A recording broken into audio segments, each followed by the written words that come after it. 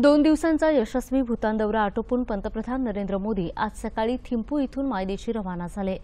विशेष बाब म्हणून नेपाळचे राजे जिग्मे खेसर नामग्याल वांगचुक आणि पंतप्रधान शेरिंग टोब्गे यांनी स्वतः पंतप्रधानांना विमानतळावर निरोप दिला। तत्पूर्वी आज सकाळी पंतप्रधान नरेंद्र मोदी यांच्या हस्ते गॅल्सुएन जेटसन पेमा मातृ एवं शिशु रुग्णालयाचं उद्घाटन झालं। भारत सरकारच्या सहकार्यातून थिंपू इथं हे रुग्णालय उभारण्यात आलं आहे। या नव्या रुग्णालयामुळे अनेक कुटुंबांकरिता आशेचा किरण निर्माण झाला आहे।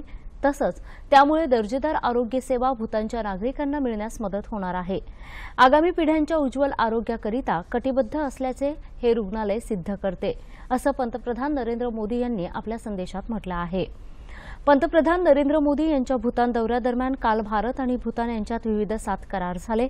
पंतप्रधान नरेंद्र मोदी आणि भूतानचे पंतप्रधान शेरिंग टोब्गे यांच्या उपस्थितीत ऊर्जा, व्यापार, डिजिटल कनेक्टिव्हिटी, अंतराळ, कृषी अशा विविध क्षेत्रातील करारांचं आदानप्रदान करण्यात आलं। दोन्ही नेत्यांमध्ये द्विपक्षीय संबंधांबाबत चर्चा झाली।